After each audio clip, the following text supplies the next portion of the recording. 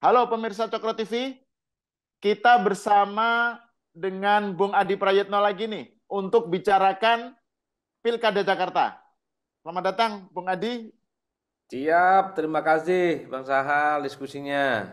Ini perkembangannya kan semakin menarik nih Pilkada Jakarta ini karena Hmm, Ridwan Kamil tampaknya akan diusung oleh Kim Plus. Nah, hmm. ini menarik nih ada istilah Kim Plus, terus ada perkembangan Ridwan Kamil yang ternyata memilih OTW ke Jakarta. Terus kemudian ada wacana mengenai diskusi mengenai peluang terjadinya kotak kosong dan seterusnya ya. Eh, Gimana ini menurut Bung Adi ini? Apa yang terjadi ini sebenarnya? Ya pertama tentu secara prinsip soal siapa yang maju di Jakarta dan Jawa Barat, ini pasti hasil kompromi politik antar partai-partai yang ada di Kim. Kalau mau jujur sebenarnya dulu Golkar kan preferensi politiknya secara independen sangat kelihatan ingin menginginkan Ridwan Kamil maju dalam Pilgub Jawa Barat ketimbang Jakarta. Tentu didasarkan atas kalkulasi politik, kalau RK di Jawa Barat relatifly akan mudah memenangkan pertarungan politik. Tapi apapun judulnya, karena Golkar menjadi bagian dari Kim, Golkar pastinya akan harus berkompromi dengan pendapat, keinginan, dan kehendak politik partai-partai yang ada di Kim, khususnya Gerindra. Ini yang menurut saya at the end of the day-nya, kenapa Golkar melalui Erlangga Hartarto akhirnya mengumumkan mendukung Deddy Mulyadi untuk maju di Jawa Barat ketimbang yang lainnya. Ini yang saya kira publik seakan-akan automatically menebak bahwa ketika Deddy Mulyadi di Jawa Barat ini menegaskan bahwa RK akan ditaruh di Jakarta untuk bertanding di bukan ibu kota lagi, bertanding di daerah khusus yang saya kira ini sudah mendapatkan restu dari elit-elit Kim yang ada di dalamnya. Jadi di situ sebenarnya, Bang. Ini tentu sebagai upaya bagaimana Kim ini tetap solid di Jakarta. Karena kalau sama-sama ngotot, dikhawatirkan Kim itu seperti di Banten. Terjadi perang saudara antar partai-partai di Kim. Ya buktinya Gerindra di Banten itu mengusung Andra Soni, sementara Golkar mengusung Airin. Itu pasti ada deadlock. Tapi di Jakarta ini tentu tidak mau ulangi seperti apa yang terjadi di Banten. Makanya tak mengherankan kalau kemudian pada akhirnya Gerindra dan Golkar seakan-akan berbagi peran. Di Jawa Barat itu ada Deddy Mulyadi, kemudian di Jakarta sangat mungkin Ridwan Kamil yang akan diusung. Kenapa Ridwan Kamil? Saya kira memang sejak awal partai-partai Kim itu lebih menghendaki Ridwan Kamil untuk maju di Jakarta karena dibandingkan dengan nama lain, RK itu relatif kompetitif namanya jika harus head to head dan berhadapan-hadapan dengan Anies Baswedan dan Ahok. Di luar nama RK, memang agak kesulitan sebenarnya bagi Kim mencari sosok yang relatif kompetitif, bersaing secara ketat yang diharapkan mampu mengalahkan Anies ataupun Ahok. Jadi ini yang saya kira bagian dari kompromi, negosiasi politik antar partai Kim yang saya kira bermuara pada di mana partai-partai ini akhirnya berkongsi dan bersepakat Ridwan Kamil kemungkinan di Jakarta dan Deddy Mulyadi ada di Jawa Barat. Saya kira di situ konteksnya, Bang. Nah, terkait Hmm. dengan Kim Plus, saya kira memang sejak beberapa waktu yang lalu argumennya sudah tercium. Pertama ya, misalnya ketika kelihatan di mana ada tawaran kepada PKB dan Nasdem untuk menjadi bagian dari kekuasaan politik pemerintah. Itu artinya tentu sebagai uji kekuatan politik, sebagai uji loyalitas, maka partai-partai yang selama ini terafiliasi akan mendukung Anies, ya tentu akan ditagih komitmennya supaya tidak mendukung Anies. Karena apapun Anies ini adalah antitesa. Anies itu adalah replika politik dari oposisi yang selalu berhadapan-hadapan dengan kubu kekuasaan. Jadi di situ tarikan politiknya. Nah, problemnya adalah apakah partai yang dikaitkan dengan soal kemungkinan bergabung dengan Kim seperti Nasdem, PKB dan mungkin PKS tergoda iman politiknya atau enggak, ya itu urusan partai. Tapi yang Hmm. jelas tawaran ini berlaku. Bahkan PKS beberapa waktu yang lalu ngaku ditawarin menteri dari Kim, kemudian juga sempat ditawari misalnya untuk menjadi bagian dari koalisi pemerintah. Godaan-godaan semacam ini kan dalam politik perkara biasa. Jadi sekali lagi bagi saya ini bukan soal Anies dapat tiket ataupun tidak dapat tiket, tapi sejauh mana partai politik Dia mengkalkulasi kepentingan politiknya secara elektoral. Bagi Kim tentu saja ingin menumpuk begitu banyak kekuatan politik. Makanya tidak mengherankan kalau partai-partai non-Kim coba untuk dirangkul. Nasdem Hmm. ditawari, kemudian ditawari, PKB juga dan PKS juga kemungkinan untuk menjadi bagian dari koalisi pemerintah. Jadi ini yang saya kira ketika muncul wacana tentang Kim Plus, maka partai-partai non-Kim di luar PDIP itu adalah partai yang akan kemungkinan diprediksi oleh publik, entah semuanya atau sebagian itu akan berkoalisi dengan Kim. Kan di situ konteksnya, Bang. Lalu Hmm. bertanya-tanya ini akan menggembosi dan akan menjegal Anies untuk maju. Nggak ada hubungannya dengan Anies. Ini nggak ada hubungannya dengan Anies. Jadi PKS, Nasdem, dan PKB mereka berpikir tentang nasib mereka sendiri, bukan berpikir tentang nasib Anies. Kan pasti yang dibayangkan oleh partai non-Kim ini, apa keuntungan mengusung Anies Baswedan di Pilkada Jakarta. Sementara mereka nggak punya kader misalnya. Nasdem tak ada kader yang disorongkan untuk mendampingi Anies. PKB juga tak ada kadernya yang disorongkan untuk menjadi pendampingnya Anies. Kan di situ mereka berpikir, kalau tiba-tiba ada di seberang yang sana, kubu Kim menawarkan mereka berkoalisi dengan Kim, tentu dengan angin surga. Kenapa tawaran ini tak dirilik? Ini kan kalkulasi politik rasional, Bang. Hmm. Ini kalkulasi politik yang selalu menjadi preferensi oleh elit-elit partai. Ketimbang mendukung Anies tak ada faedah elektoralnya, sekalipun mendukung di Jakarta juga belum tentu ada jaminan menang. Sementara di Kim, tawarannya sudah mulai kelihatan. Bergabung menjadi bagian dari mereka, minimal dapat menteri, dan sangat mungkin mesin politik mereka akan semakin solid karena ada tambahan dari partai yang selama ini bukan Kim. Kan begitu jalan ceritanya. Hmm. Ini yang saya kira memang terlihat dari statement-statement elit partai non-Kim ya. Misalnya Nasdem melalui Ahmad Sahroni mengatakan bahwa ya sangat mungkin pada akhirnya Nasdem itu tidak ke Anies.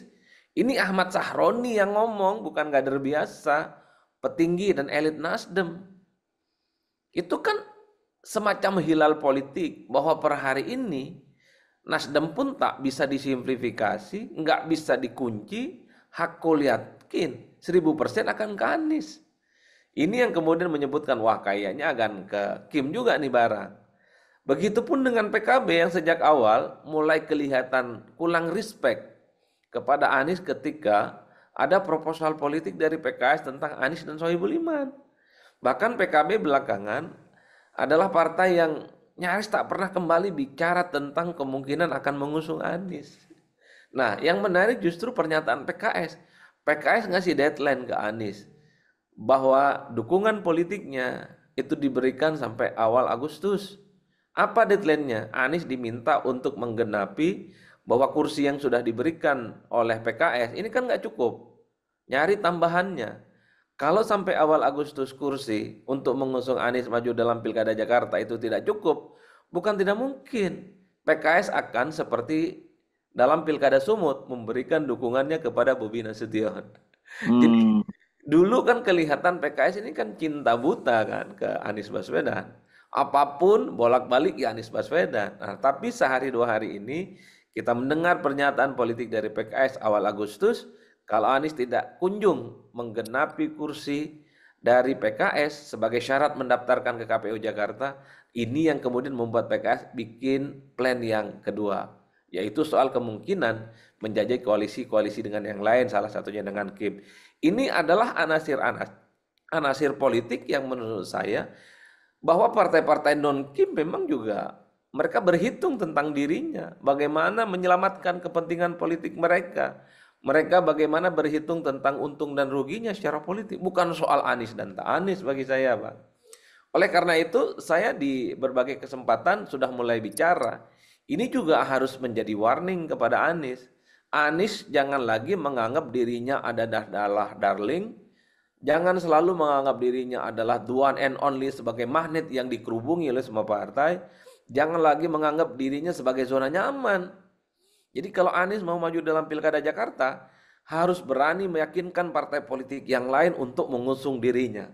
Kan itu yang Hmm. paling penting, Bang. Apa Ya. caranya? Ya salah satunya harus minimal ya jadi pengurus partai.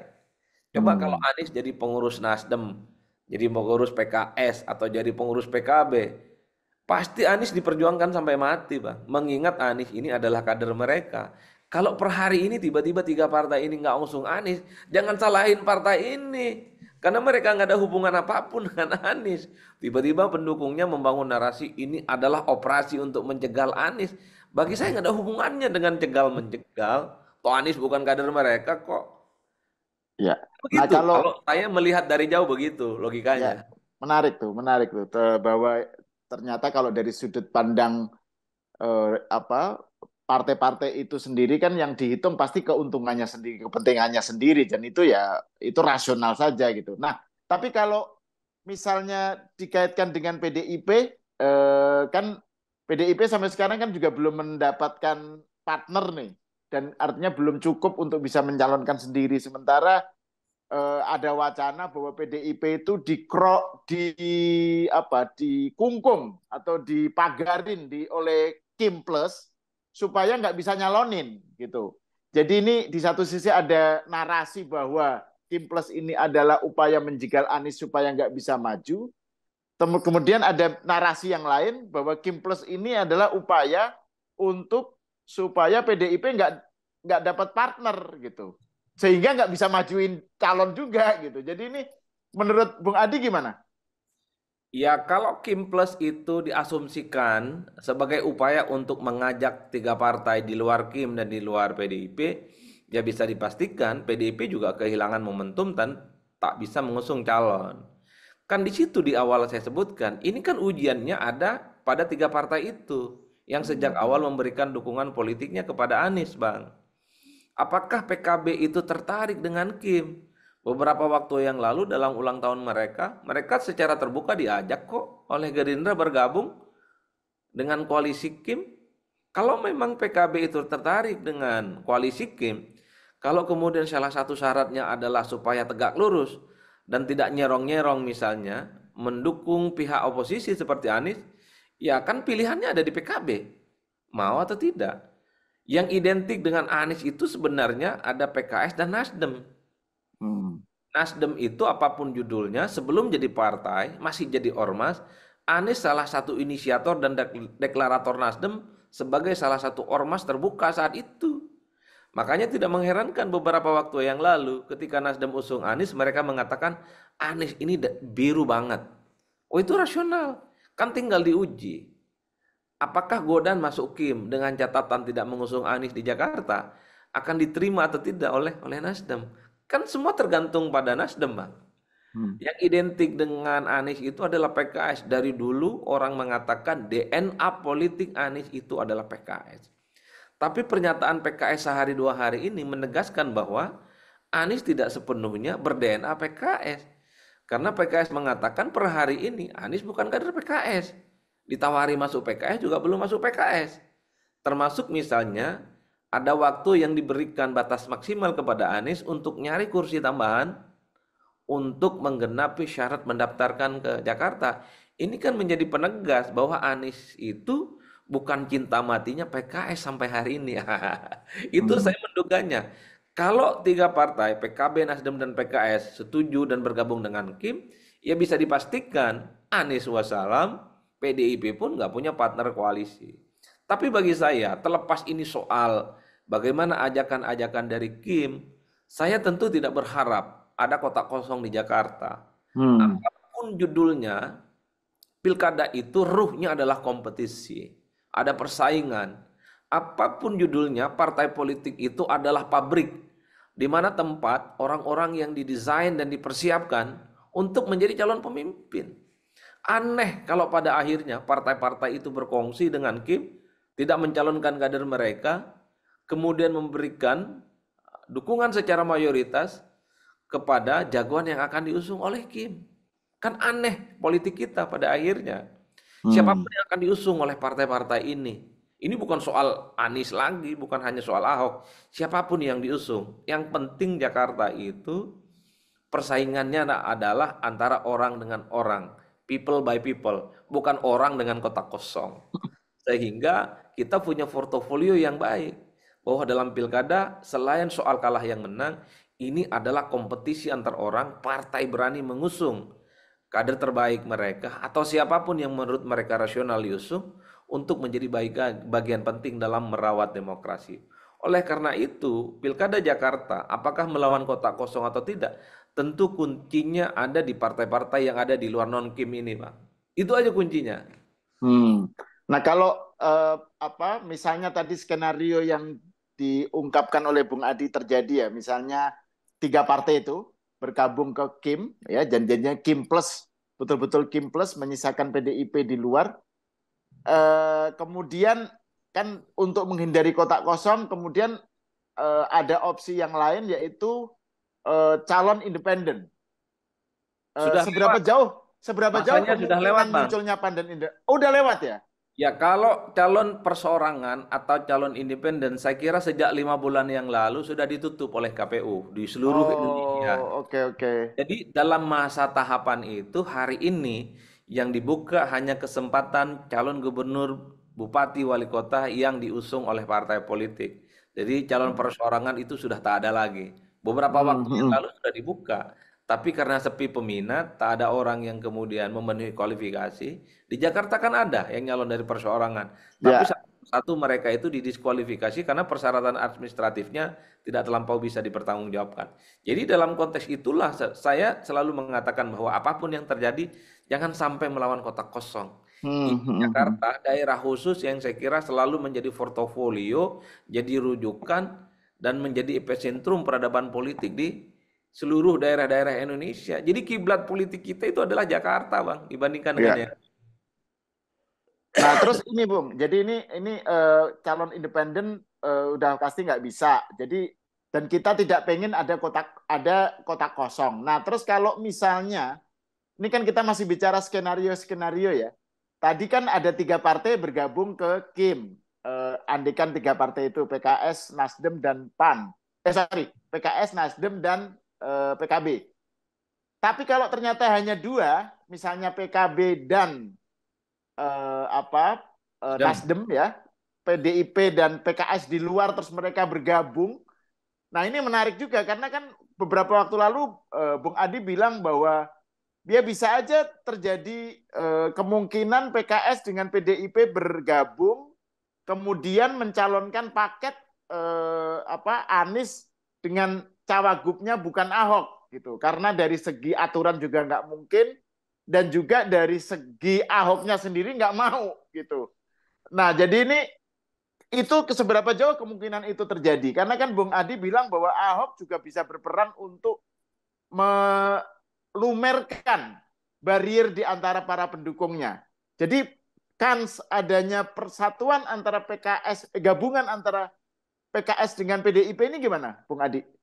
Ya kalau memang skenario terburuknya hanya menyisakan PKS dan PDIP yang tidak bergabung dengan Kim, ya harus diakui ini adalah pilihan mentok, pilihan terpaksa yang harus dilakukan. Dalam pilihan pentok dan terpaksa tentu tak ada narasi-narasi ideal, Bang Saha. Ya, ya. Ya judulnya kawin secara politik, maju harus disinkronkan kepentingan politiknya. Karena kalau tanpa itu semua, ya tentu akan melawan kota kosong, ini Pilkada Jakarta. Oleh karena itu, kalau memang secara prinsip nanti hanya PKS yang misalnya konsisten mengusung Anies, dan PDIP juga adalah partai yang tidak bergabung dengan Kim, maka tak ada judul lagi bahwa kedua partai ini harus bersatu dan berkongsi sama yang lainnya. Tinggal bagaimana PR-nya itu dua hal.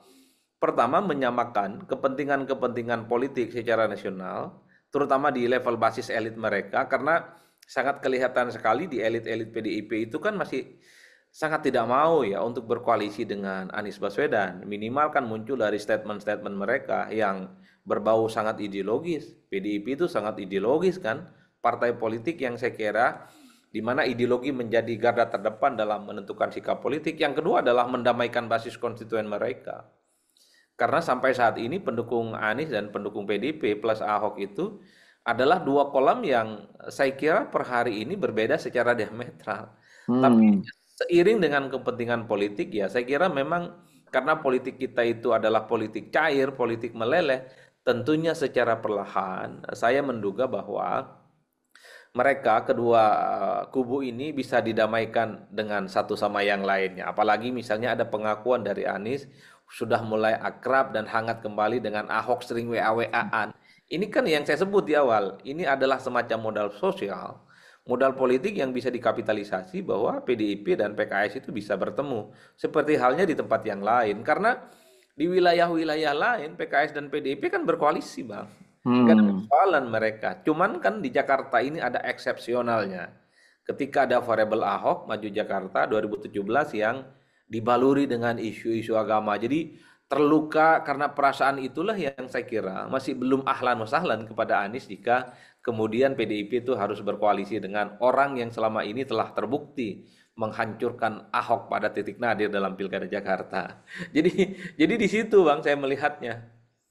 Nah, tapi kalau soal tadi itu peluang kalau itu terjadi kan paket Anies dengan Ahok itu terganjal oleh aturan ya. Nah Ya, itu gimana itu? Dan juga Ahoknya sendiri nggak mau kan? Dia menyatakan eksplisit nggak mau dan soal klaim Anies dia kontak-kontakan dengan Ahok itu juga dibantah sama Ahok.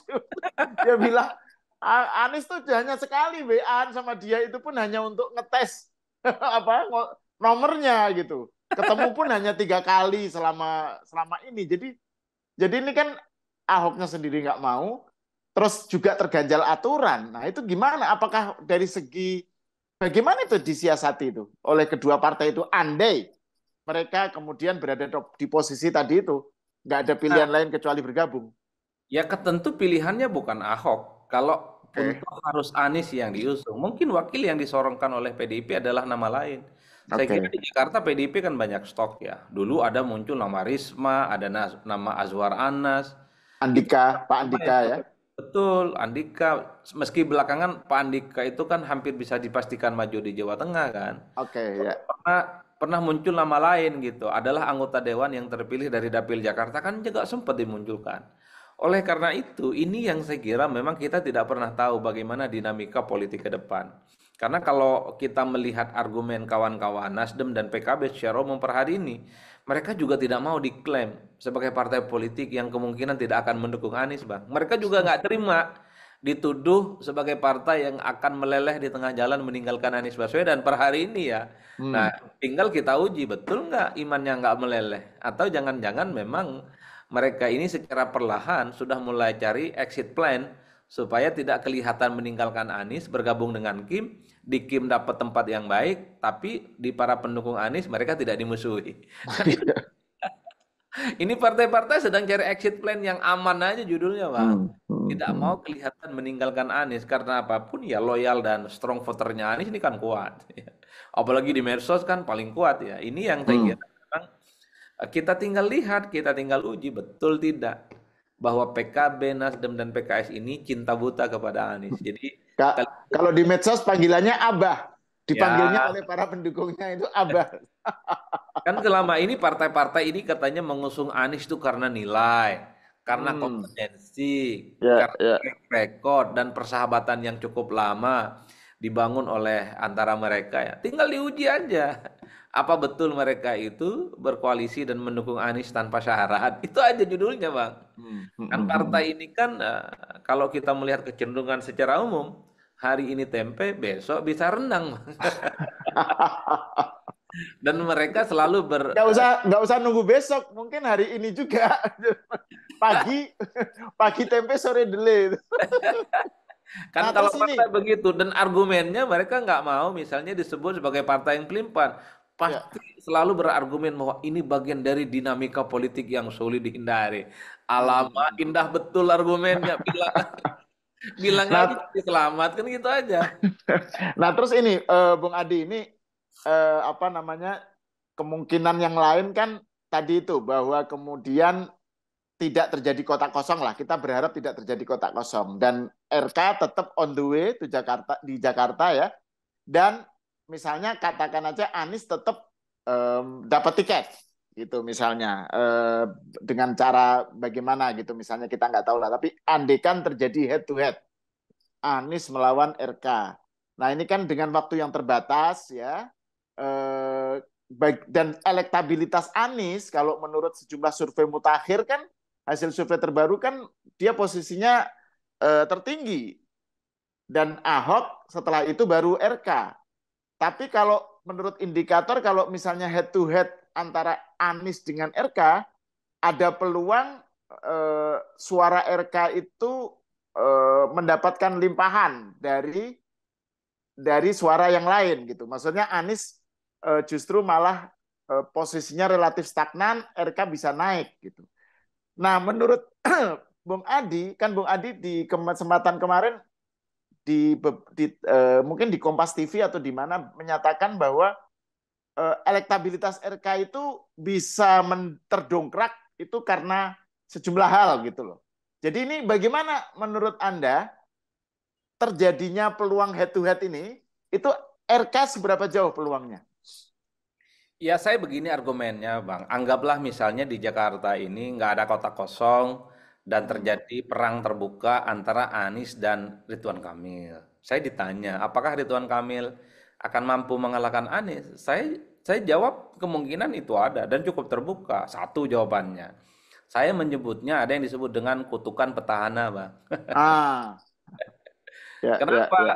kutukan petahana dulu Foke waktu maju Pilgub yang kedua kalinya, Foke ini kan adalah gubernur, petahana maju kembali, tingkat approval ratingnya tinggi, elektabilitasnya tinggi, diproyeksikan akan menang mudah saat itu melawan pasangan Jokowi dan Ahok yang dinilai newcomer, bukan siapa-siapa, anak bawang dalam politik, tapi kita tahu dalam pilkada saat itu 2012 yang menang adalah Jokowi dan Ahok. Itu kan kutukan petahana pertama. Yang kedua adalah kutukan petahana Ahok. Ahok adalah gubernur, maju kembali dalam Pilgub Jakarta 2017. Siapa yang nggak mengapresiasi Ahok, Bang? Approval ratingnya sampai Sidratul Muntaha kan? Bukan gubernur kata-kata, tapi gubernur yang bergerak cepat, bergerak gesit, tanpa kompromi. Saya kira saat itu memang approval rating, kepuasan publik, kemudian elektabilitasnya paling tinggi dibandingkan AHY dan Anies. Dan kita juga menyaksikan dengan cukup gamblang bagaimana Ahok harus terjungkal di putaran kedua dengan Anies Baswedan. Padahal saat itu Ahok dijagokan akan menang mudah mengingat lawan politiknya tidak terkonsolidasi pada satu calon. Karena ada 3 calon, biasanya petahana, kalau lawannya 2 itu lebih gampang untuk memenangkan pertarungan. Tapi di Jakarta tidak sesederhana itu. Nah di Jakarta potensi itu juga akan menghantui Anies Baswedan. Kenapa? Tentu Anies ini kan terbukti kalah dengan Prabowo dalam Pilpres. Itu artinya apa? Anies kan nggak sakti-sakti amat ternyata. Itu tes case awal. Iya Ya. kan? Itu tes case awal. Nah yang kedua Anies ini ada masa jeda untuk tak jadi gubernur. Anies ini kan tidak langsung lanjut nyalon kembali. Ada masa jeda. Ya, di mana Anies tak lagi jadi gubernur, yaitu jeda maju dalam Pilpres. Jadi kesaktiannya tentu secara perlahan itu bisa terkikis dan bisa terkurangi. Itu kan logika statistik. Nah yang ketiga tentu kalau kita lihat adalah di survei-survei yang kemudian bisa kita baca, termasuk survei yang kita punya ya, sekalipun tidak dipublikasikan, Anies sebagai petahana belum mencapai angka psikologis 50%. Hmm. Petahana kalau dengan tingkat kepuasan elektabilitasnya paling menjulang belum sampai 50% plus. Ya saya kira tentu ini juga butuh kerja keras untuk memenangkan pertarungan politik ya.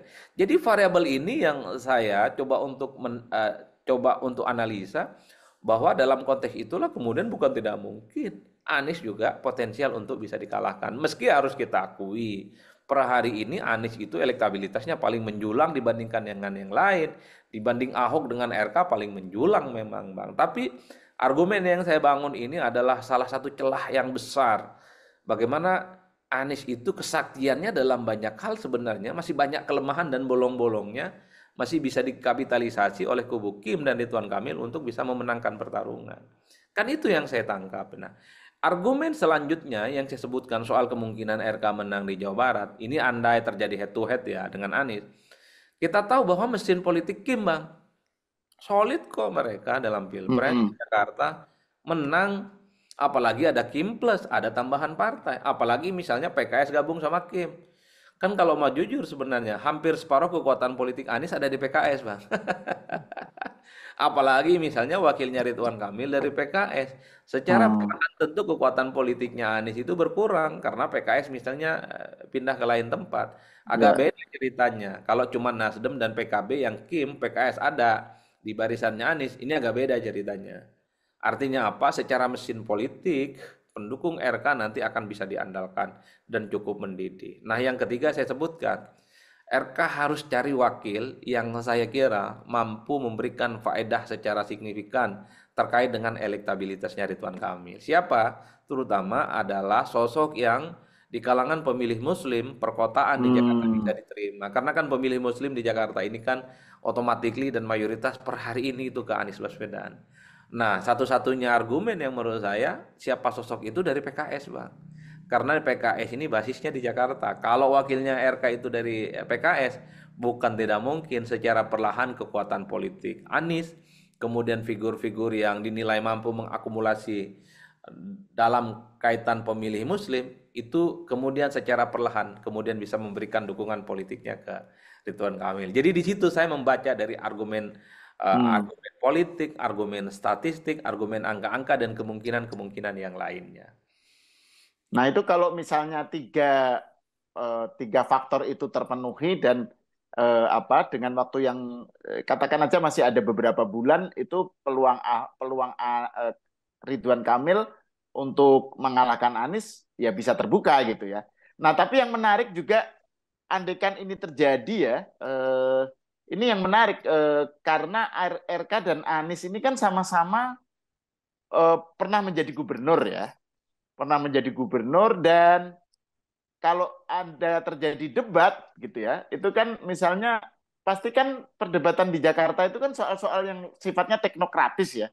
Soal bagaimana menyelesaikan masalah-masalah, soal banjir, soal macet, soal tata kota, soal yang lain-lain yang sangat soal hilirisasi, kok hilirisasi, soal normalisasi atau naturalisasi dan seterusnya itu. Nah, menurut Bung Adi itu andekan ini nanti terjadi head to head, seberapa jauh Ahok, Anies dan RK ini bisa menarik minat pemilih rasional di Jakarta gitu. Dari segi wacana ya, dari segi program, dari segi narasi. Ya, kalau mau jujur sebenarnya pemilih Jakarta ini kan nggak rasional-rasional amat, Bang. Oke. Kan Okay. otak dan hatinya itu terbelah. Otaknya memang rasional, hatinya sosiologis, Bang, di Jakarta ini. Ya, ya, Jadi ya, ya. preferensi-preferensi kedekatan secara agama itu juga menjadi variabel. Ini kan yang dalam banyak hal menjelaskan kenapa sosok seperti Ahok itu juga kalah dalam Pilkada Jakarta, Bang. Kalau mau bicara tentang rasionalitas, tentu Ahok jawabannya di Pilkada Jakarta. Hmm. Kinerjanya bagus, ya tingkat kepuasan kinerjanya di atas rata-rata, hampir 76%. Kalau orang rasional, Bang, mestinya Ahok dipilih lagi. Tapi karena hatinya sosiologis, ini orang yang misalnya dianggap tidak dekat dengan ulama, ya kan, ada persoalan dengan Al-Maidah nggak dipilih. Jadi saya tidak terlampau percaya pemilih Jakarta itu adalah pemilih rasional. Kalau rasional itu diasumsikan adalah preferensi politiknya berdasarkan otak, saya kira dalam banyak hal di Jakarta itu tidak terlampau terkonfirmasi. Di Jakarta masih campur aduk antara Hmm. argumen rasionalitas dengan argumen sosiologis. Oleh karena itu, kalau terjadi head to head ya, apalagi misalnya perang narasi antara Ridwan Kamil dengan Anies, saya kira akan berimbang, Bang. Ini sama-sama lulusan Hmm. negeri, Bang. Bahasa Inggrisnya sama-sama Ya. bagus. Dan ingat loh, RK itu juga dekat dengan kelompok-kelompok Islam, dengan kelompok Hmm. PKS, ya, basis konstituen PKS. Itu juga banyak juga yang jatuh hati ke RK, Bang. Ngomongnya halus, indah. RK itu nyenengin kan orangnya kalau Hmm. dilihat Hmm. Hmm. rata-rata dari umum. Jadi dalam konteks itu bagi saya akan terjadi apple to apple. Karena dalam konteks itulah sepertinya kalau dalam argumen basis rasionalitas ini bisa disebut berimbang. Anies tidak bisa disebut akan unggul secara signifikan dari RK. Meski kita harus tahu karena ini adalah kandangnya Anies Baswedan, Jakarta tentu proyeksinya dilihat oleh publik akan lebih banyak pemilih Jakarta itu per hari ini juga ke Anies itu nggak bisa dibantah, Bang. Tapi kalau secara perlahan misalnya LK itu diamplifikasi sebagai sosok yang juga sukses di Bandung, sukses di Jawa Barat, dekat dengan kelompok-kelompok Islam, kemudian memiliki argumen nasionalitas, kinerjanya bagus, dia adalah arsitek yang diharapkan mampu mendesain bagaimana Jakarta ke depan. Bukan tidak mungkin. Argumen semacam ini juga secara perlahan juga akan diterima oleh pemilih yang ada di Jakarta. Jadi sekali Dan lagi bagi saya bukan argumen rasionalitas yang hmm, akan menentukan siapa yang menang, tapi argumen non rasionalitas itu yang menjadi ya, preferensi politik yang selanjutnya. Lah ya buktinya Ahok aja masih kuat kok di Jakarta, padahal bukan gubernur, bukan petahana, hmm, tapi kan elektabilitasnya 20% versi survei Kompas kan. ya. Artinya apa? Ada orang yang dinilai punya integritas, kinerjanya bagus, terukur, bisa dipertanggungjawabkan, layak juga tuh dipilih ya. Buktinya Ahok gitu loh, Bang. Hmm. Dan juga soal elektabilitas ya, soal survei elektabilitas ketiga calon tadi, ketiga sosok tadi ya, Anies, Ahok, dan RK, itu kan meskipun RK nomor 3 ya, tapi kan memang mungkin persepsi publik di Jakarta kan mereka ketahuinya RK tidak akan nyalon, karena RK digadang-gadang di Jawa Barat. Nah, ketika RK menyatakan diri nyalon atau dinyatakan nyalon di Jakarta, mungkin hasil surveinya akan beda ya, Bung Adi ya. Karena kan publik tahunya RK bukan milik Jakarta gitu loh. Iya.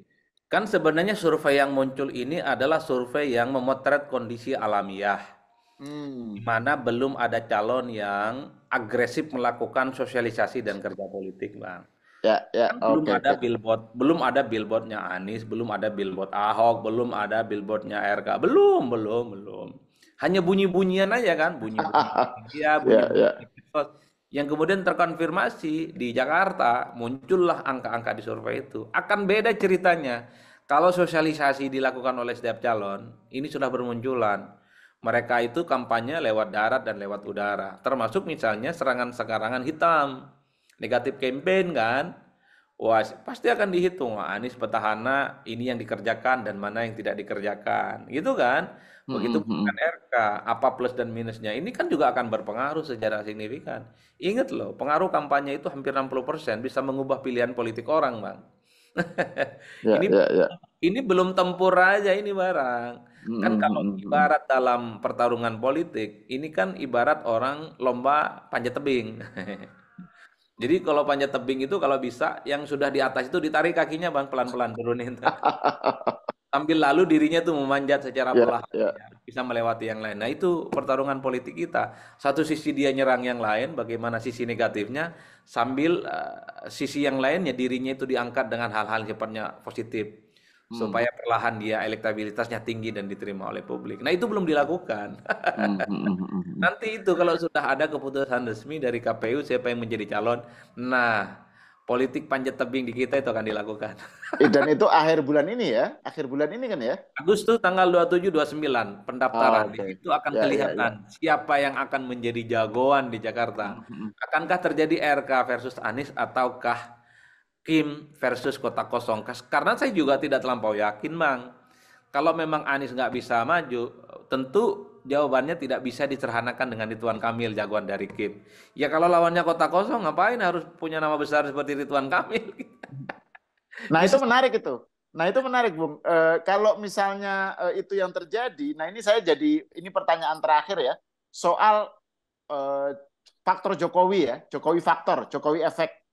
Kan ada sudah ada narasi bahwa Kim Plus itu adalah bagian dari cawe-cawe Jokowi di Pilkada Jakarta. Jadi Jokowi akan mengusung apa agendanya sendiri gitu. Nah, salah satu yang disebutkan soal Kaisang gitu sebagai entah sebagai wakil cawakilnya cawagupnya Ridwan Kamil atau sebagai calon sendiri saya nggak tahu lah. Tapi itu yang dinarasikan. Kemudian juga soal apa namanya hubungan antara Jokowi dengan Bu Mega yang masih dianggap apa ya betul-betul semakin melebar lah konfliknya gitu. Meskipun Bu Mega kemarin menyatakan membantah soal hubungannya dengan Pak Jokowi retak gitu karena ya hubungannya baik-baik saja. Dia hanya menolak soal Bu Mega bilang menolak soal presiden trio apa jabatan 3 periode, perpanjangan jabatan dan seterusnya gitu. Nah, menurut Bung Adi seberapa jauh Jokowi efek atau cawe-cawe Jokowi ini akan terjadi di Pilkada Jakarta, termasuk tadi, andaikan memang calonnya lawannya kotak kosong, ya kenapa harus Ridwan Kamil gitu? Gimana menurut Bung Adi? Ya, kalau bicara tentang Kim sebenarnya, memang per hari ini juga tidak bisa dilepaskan dari Jokowi, Bang. Karena Partai Kim ini adalah partai yang selalu mengklaim punya tarikan nafas politik yang sama dengan Jokowi. Artinya apa? Semua keputusan politik yang diambil termasuk ingin merangkul partai-partai non-Kim itu juga pasti dikomunikasikan dengan Jokowi. Disitulah mungkin orang menyebut cawe-cawe ya. Tapi bahwa Jokowi akan mengintervensi 100% rasanya agak sulit ya. Ini Hmm. kan menjelang bagaimana Jokowi juga akan berakhir masa jabatan politiknya. Nah, saya kira disitulah kemudian akan terjadi dinamika dan negosiasi politik yang cukup alot ya. Per hari ini sepertinya Kim juga ingin memastikan sebisa mungkin lawan yang dihadapi itu tidak sekuat Anies dan kalau bisa ya orang-orang yang kemudian seperti Anies itu nggak bisa maju, Bang. Sehingga Kim ini tidak terlampau pusing siapa yang harus dimajukan gitu loh, Bang. Hmm. Itu kan wajar dalam politik Ya, dan potret semacam ini kan bukan hanya di Jakarta, di Banten hampir terjadi. ya. Semua partai bergabung dengan Andra Soni kok, kecuali PDIP. PDIP satu-satunya partai politik yang belum menentukan pilihan politik.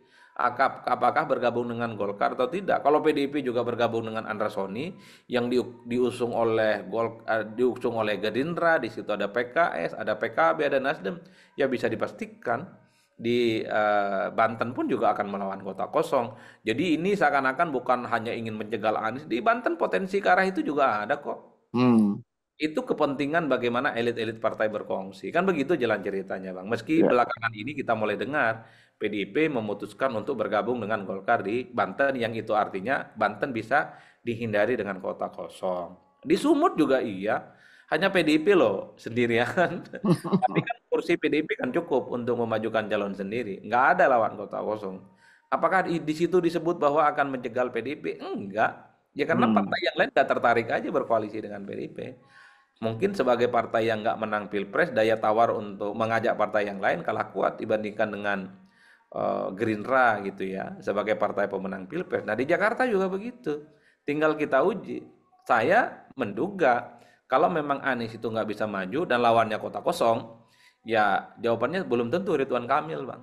Hmm. Partai-partai ada di Kim, terutama partai yang kuat dan besar-besar itu, punya intensi untuk memunculkan nama. Karena siapapun judulnya, Jakarta ini adalah masih tetap menjadi pusat dari segala-galanya, Bang. Siapa yang jadi gubernur Jakarta sering disebut sebagai RI 3-nya Indonesia lah, kira-kira begitu. Tapi kan RK sudah terlanjur tanda kutip ditarik dari Jawa Barat.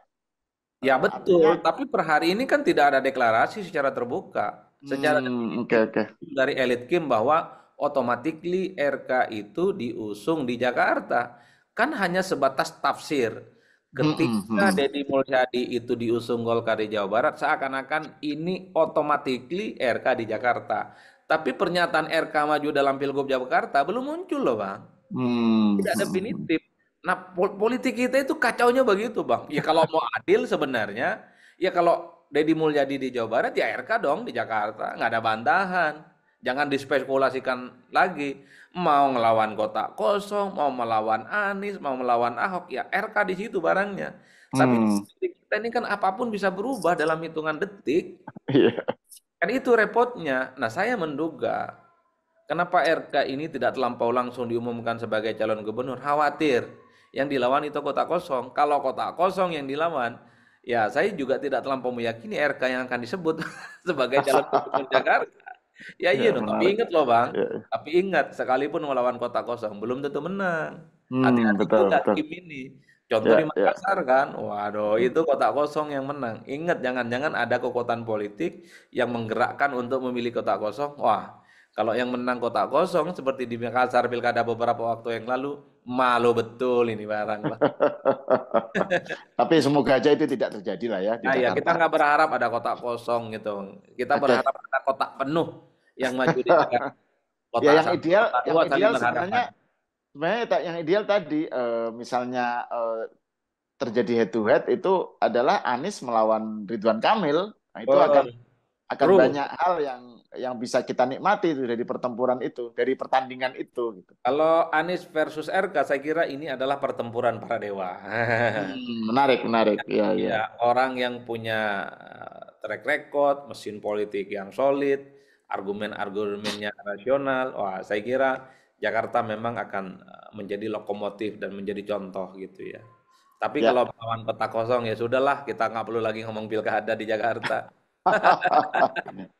Oke, terima kasih Bung Adi Prayitno atas diskusinya. Pemirsa, sampai di sini dulu. Kita berjumpa lagi di tema berikutnya.